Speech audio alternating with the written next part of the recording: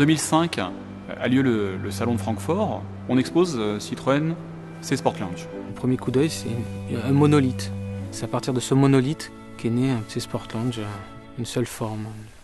Les clients, tout de suite, vont adhérer. Oh, bien évidemment, il y en a qui vont rejeter, comme toujours, mais c'est plutôt un bon signe. C'est souvent le signe d'une voiture qui va réussir. Ça n'était pas qu'un exercice de style, parce qu'il y avait justement notre volonté de positionner ce concept dans l'optique de l'inscrire en gamme un jour.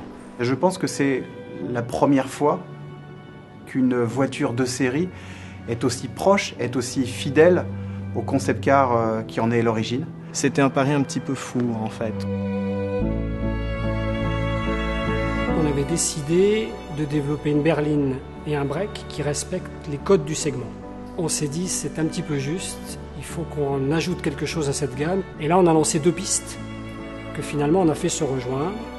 La piste du coupé, la piste de la création. Et finalement on a fait se rejoindre les deux.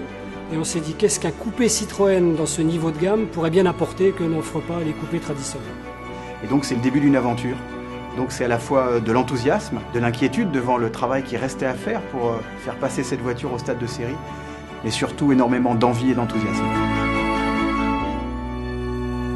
On s'inspire de C-Sport Lounge, mais on arrive à faire quelque chose avec du tendu, de la force. Pour la DS5, on va dire que c'est le côté compact, légèrement plus haute qu'une berline normale.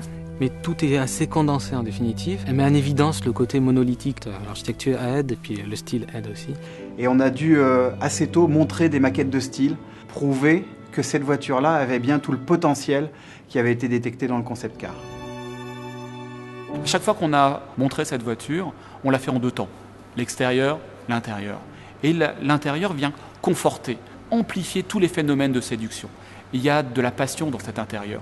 Le côté avionique. Sur toute la longueur du projet, on a toujours parlé d'avion de chasse. Je pense que c'est un terme qui correspond bien à ce qu'on voulait faire dire au véhicule. Nous avons même baptisé cette nouvelle interprétation de toit vitré, le toit cockpit. Un toit qui intègre des commandes avec une gestuelle proche du monde de l'aviation. Cet esprit vraiment centré autour du conducteur. L'intérieur que l'on avait imaginé dans des maquettes de style eh bien, collait complètement avec la promesse du style extérieur et que l'ensemble faisait un tout cohérent. Ça a été véritablement un grand moment, un petit roulage de quelques minutes où on s'est regardé et on s'est dit tout y est. Il n'y a plus qu'à travailler mais tout y est. Et quand ça sort dedans ben, on y est, on est dans un avion qui roule.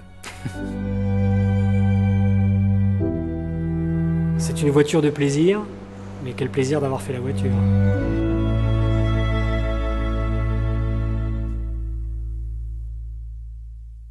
Citroën, créative technologie.